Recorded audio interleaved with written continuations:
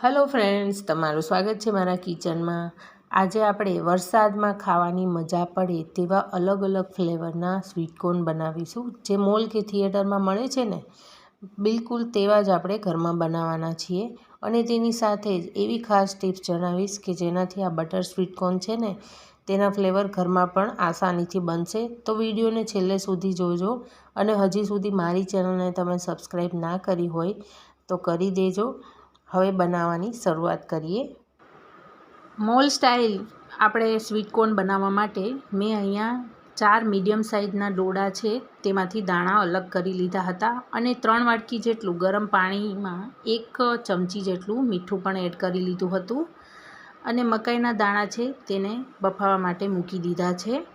તો લગભગ 5 મિનિટ માટે આપણે મકાઈના દાણા છે તેને બાફીશું। તો હવે ઢાંકણ બંધ કરી લઈશું અને 5 મિનિટ માટે મકાઈના દાણાને બાફી લઈશું। 5 મિનિટ બાદ આપણે ઢાંકણ ખોલી લઈશું તો જોઈ શકો છો કે મકાઈના દાણા છે તે ફૂલી ગયા છે, એટલે કે હવે તે બફાઈ ગયા છે। તો હવે આ સ્ટેજ ઉપર આપણે ગેસની ફ્લેમ બંધ કરી લઈશું।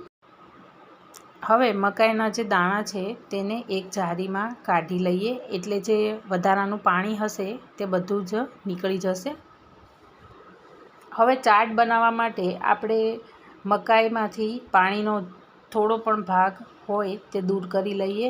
તો ઘરમાં કોટનનો જે પણ રૂમાલ કે કોઈ પણ કપડું હોય તે પાથરીને તેની ઉપર આવી રીતે મકાઈ નાખી દેવાની અને આવી રીતે પ્રેસ કરીને મકાઈને કોરી કરી લેવાની છે, જેથી મકાઈમાં પાણીનો સેજ પણ ભાગ ના રહે।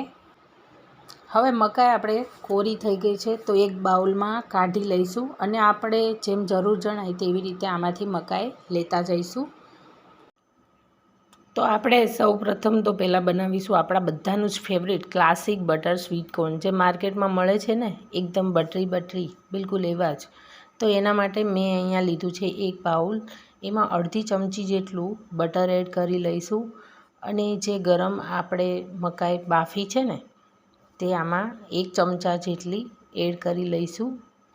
ક્લાસિક બટર સ્વીટ કોર્નને એકદમ ટેસ્ટી બનાવવા માટે અડધી ચમચી જેટલો મરી પાવડર પણ એડ કરી લઈશું અને સ્વાદ અનુસાર મીઠું પણ એડ કરી લઈશું। આ બધા જ મસાલાને એકવાર આપણે સારી રીતે મિક્સ કરી લઈએ, એટલે બટર છે તે મકાઈમાં સારી રીતે મિક્સ થઈ જશે। આપણા ક્લાસિક બટર સ્વીટ કોર્ન એકદમ રેડી છે। તો એક કપમાં હવે આપણે તેને કાઢી લઈશું।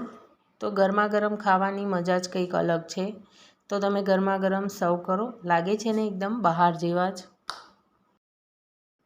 બીજો ફ્લેવર છે તે દેશી મસાલા સ્વીટ કોર્ન છે।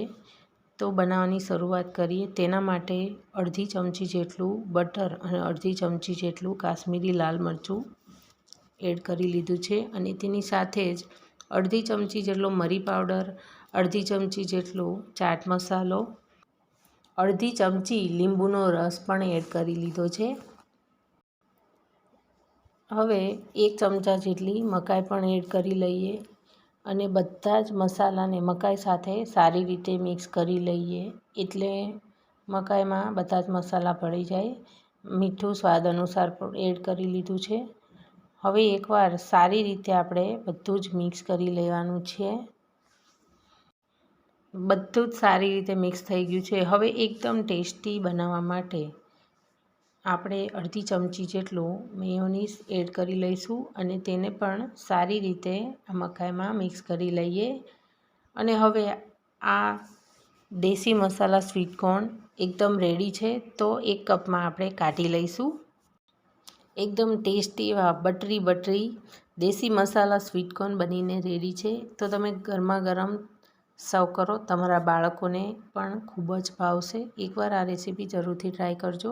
હવે આપણે ત્રીજા ફ્લેવરના સ્વીટ કોર્ન બનાવીશું। તો ત્રીજો ફ્લેવર છે ચીઝી સ્વીટ કોર્ન। તો બનાવવાની શરૂઆત કરીએ। તેના માટે સૌ પ્રથમ એક બાઉલ છે તેમાં અડધી ચમચી જેટલું બટર એડ કરી લઈશું, અડધી ચમચી જેટલો મરી પાવડર, અડધી ચમચી જેટલો રેડ ચીલી ફ્લેક્સ, તમારી પાસે જો ઇટાલિયન સિઝલિંગ હોય તો તે પણ અડધી ચમચી જેટલું એડ કરી શકો છો, અડધી ચમચી જેટલો ચાટ મસાલો પણ મેં એડ કર્યો છે અને મીઠું સ્વાદ અનુસાર એડ કર્યું છે।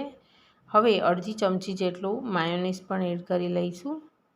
હવે આ મસાલામાં ગરમા ગરમ સ્વીટ કોર્ન એડ કરી લઈશું. અને હવે આપણે ચીઝી સ્વીટ કોર્ન બનાવીએ છીએ તો ચીઝ તો આપણે મેઇન છે, એટલે અહીંયા પ્રોસેસ ચીઝ મેં એડ કર્યું છે.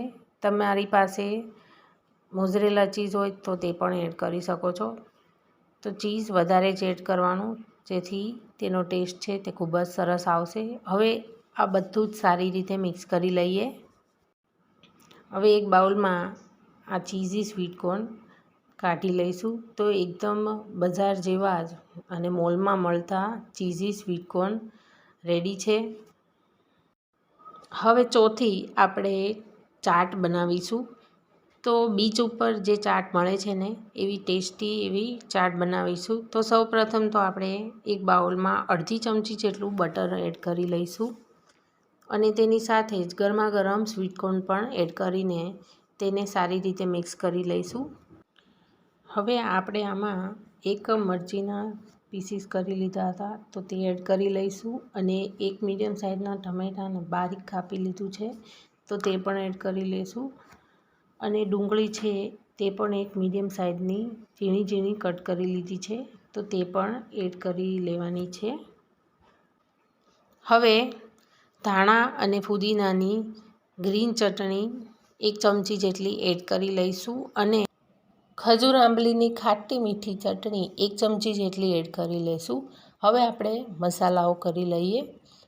તો સૌપ્રથમ તો અડધી ચમચી જેટલું મરી પાવડર, મીઠું સ્વાદ અનુસાર એડ કરી લઈશું અને અડધી ચમચી જેટલો શેકેલા જીરાનો પાવડર, અડધી ચમચી જેટલું કાશ્મીરી લાલ મરચું એડ કરીને બધું જ સારી રીતે મિક્સ કરી લઈએ.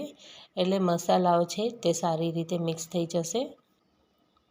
બહાર જે ચાટ મળે છે તેનું સિક્રેટ એટલે કે 3-4 વેફરના પીસીસ આપણે એડ કરી લઈશું. તો આપણી ચાટ છે તે ખૂબ જ સરસ લાગશે. અને તેની સાથે જ અડધી વાટકી જેટલું સેવ અને ઉપરથી થોડા ધાણા એડ કરીને બધું જ સારી રીતે મિક્સ કરી લઈએ. હવે આ ચાટ છે તે તૈયાર થઈ ગઈ છે. તો હવે તેને એક બાઉલમાં કાઢી લઈશું અને તેની સાથે જ ઉપરથી આપણે તેમાં અડધા લીંબુનો રસ પણ એડ કરી લઈશું. તો એકદમ રેડી છે ચાટ. તો તમે ક્યારે બનાવો છો આવ્યા પોપકોર્ન અને ચાટ તે મને કમેન્ટ કરીને જરૂરથી કહેજો. અને મારી જો આજની રેસીપી તમને ગમી હોય તો મારી ચેનલને સબસ્ક્રાઈબ, લાઈક અને શેર કરજો. ફરી જ નવી રેસીપી સાથે મળીશું. Thank you for watching.